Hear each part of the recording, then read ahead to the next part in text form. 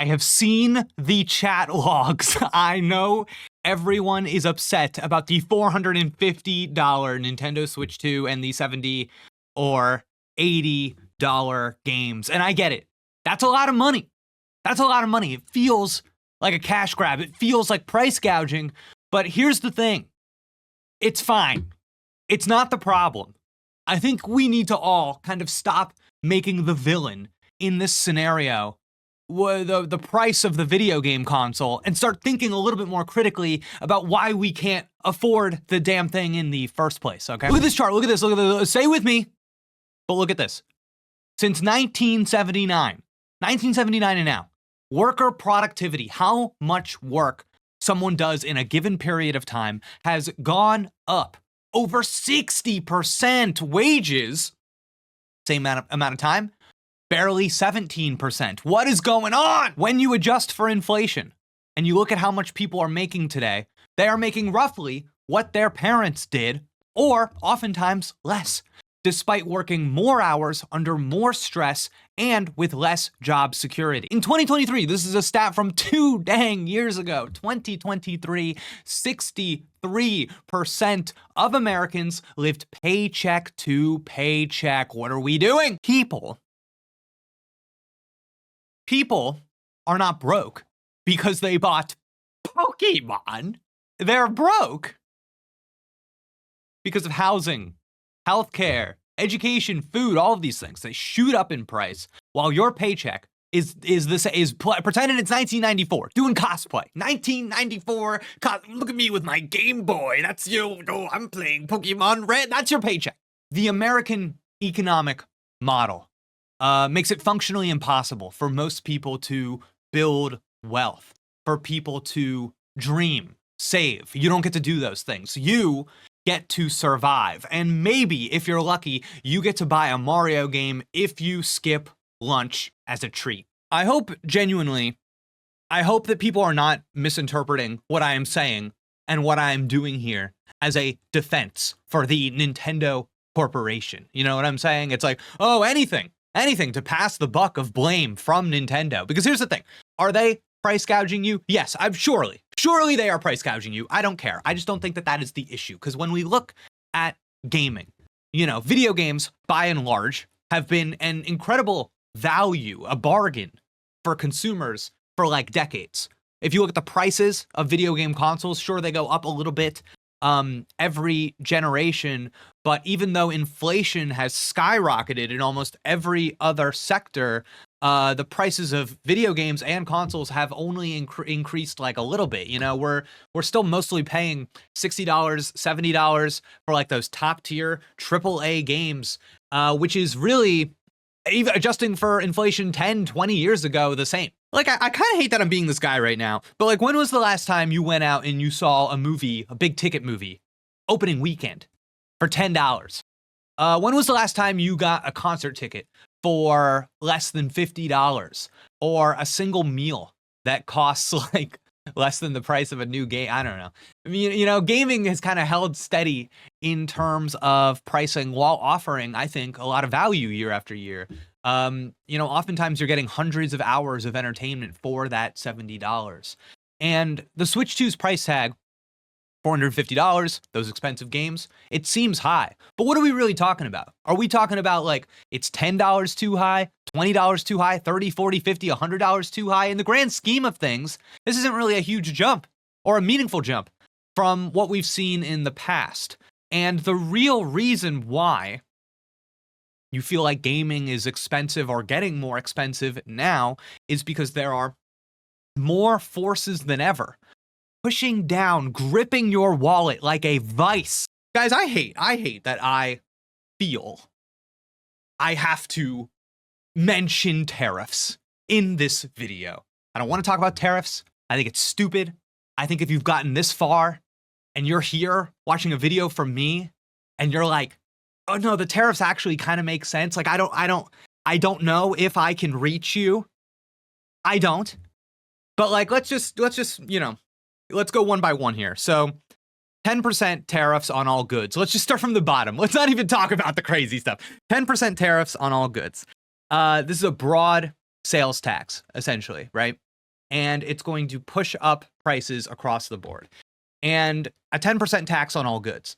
This is what we would call a regressive tax, which means it disproportionately affects lower and middle income people. And, obviously, if you have a ton of wealth, a 10% tax on anything, you're not going to feel it. But if you are lower or middle income, that 10% tax is eating away at your spending power. It's eating away at the money that you need for necessities in your real life. Now, when we talk about the big tariffs, right? The ginormous, changing every day tariffs on places like China or Vietnam, whatever. And the idea proposed here is that we're going to bring back manufacturing to the USA. Why is this stupid? Why is this stupid? Well, let's think about it for a second, right? Let's say Nintendo opens up some factories in America. We've done it. We're manufacturing in the US of A. God damn.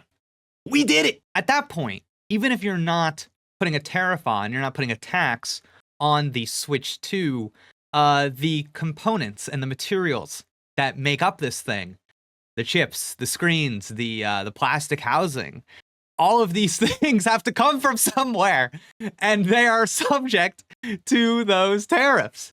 And that means that the prices across the board for all of these things will rise. And what's funny is I kind of, the part of the reason why I hate having this conversation is that I don't hate the idea of extorting capital owners to bring back manufacturing to America. It's just that tariffs are a tool, and this regime of the universal tariff is so stupid. What are we doing? Okay, so let's say you do it. You bring back American manufacturing. Goddamn, we did it. But if people are getting absolutely blasted on all sides by all of the costs that I've been mentioning up to this point, what does this do exactly? We have this disenfranchised working class. We've brought manufacturing back to America, and you've got all of these desperate people getting absolutely abused and exploited, having to work these manufacturing jobs. Awesome, we did it. We brought it back, baby. And it's funny, man. It's funny. There's like all this back and forth online. Will the tariffs affect the Switch 2? Will the tariffs affect the video games? And it doesn't matter. It doesn't matter. I'm growing increasingly concerned with how we think about money and how, like, the amount of money we have, how that works here, because it's everything. Your phone, your computer, your household appliances, the clothes that you wear. People are going to have less money to spend on that $450 Switch 2, even if the tariffs don't impact it at all. And they are. So you're just going to have to sacrifice something else. You're going to have to sacrifice on food, rent, general living. I don't know. You know. So what's going on here when I talk about these stolen wages, right? What's going on? Where's all this money going? The answer is pretty obvious. 9 times out of 10, corporations. You've got these massive companies. Look up any company making record profits. And yet somehow we still see stagnant wages from the people that work under these companies, rising costs, less wealth trickling down. We look at a company like Amazon, Apple, Nintendo, even during the last few years, they're hitting new highs every quarter. But do the workers see any part of that? Goddamn no. And these workers, in every case, they are the people building the product, packaging it, shipping it, selling it. They are the value creators, but the corporations making record profits. They're sitting on them. They're not reinvesting into the workforce. They're not giving pay raises. They're not improving working conditions. Instead, these profits are being funneled into CEO pockets and the pockets of shareholders who don't actually do any of the work. And that money, they just hoard it. It just sits there. Nobody's using it. It's not in the system anymore. There's no way for us to get to it. Okay, so here's the cycle. You've got the tariffs making things more expensive, the wages not rising to match that inflation, corporations holding the money that could be going to the workers who make their entire business run. Do we see the issue here? Do we see that the $450 switch to this isn't? Now, how much wealth are we talking here? Okay. That they're hoarding. Well, in 2021, the top 1% captured 27% of America's wealth. 1% of people 27% of the wealth. Goddamn. And that is more than if you took the bottom 50%. The bottom 50% of people half of the people do not have as much money as the top 1%. But listen, we can't just be big babies. We're not boss babies here. We have to have solutions. Things like strengthening labor unions, expanding and enforcing the minimum wage, wealth taxes, not just earnings, wealth taxes. This is important. Expand universal basic services. I want to see more co-determination, more worker ownership. Raise that goddamn capital gains tax. Dividend tax reform. Public job guarantee. Antitrust enforcement. Housing decommodification. And of course, these corporations need to pay their workers more. It is that simple. It is that simple. If wages rose alongside the profits that these companies are making, then a $450 console, these $70 games, these $80 games wouldn't feel like such a stretch. People would actually have the means to enjoy the things that they want without feeling like they're trading necessities for others. But obviously, you know, when I refer to the American economic system right now, all of this goes beyond fair wages because we need policies that break down the system of wealth hoarding that is going on right now. Higher taxes on the rich. We need universal health care. We need social safety nets so people can actually pursue solutions without dying. Because right now, working people do not have the breathing room to make decisions based on what they want. They have to work, sometimes 2, 3 jobs, just for the sake of having healthcare so that they can pay for their necessities. Right now, working people are abused because they have no other option. All right, look at this last chart I'm going to show you because this one sent a chill up my spine. Look at all those red lines. Goddamn, those are some red lines. And then you look at those blue lines and it's like, oh, yeah, TVs, I can tell you, have definitely gotten more affordable over time. And what's funny is, going back to the tariffs, if you look at this chart, the tariffs are essentially going to make all of those blue lines turn into red lines.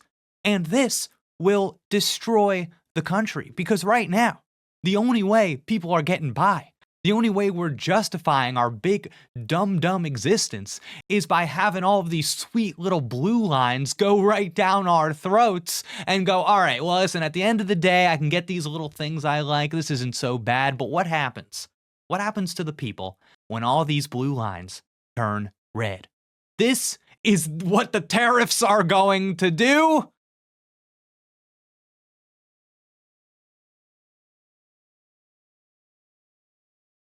I guess I wasn't building anywhere with that. I guess, you know, you want to have a little statement at the end to kind of circle back and be like, here's what we needed, here's what we needed, just bad. So thank you everybody for watching, whoever made it this far. The Switch 2 price. I like people complaining about economics any day of the week. If you want to put pressure on a corporation to make something less expensive, I love it. I'm not going to stop you from doing that. But also, no, in your mind and in your heart, there should be more money in your pocket, no matter who you are. You could be that guy in the comments right now saying, I make 6 figures. But I still think it's too expensive. I don't care. You are not one of those top 1%. You're probably not even one of those top 10%. And even you who you think you're doing great, they're stealing from you. I never say this. Hit the subscribe button.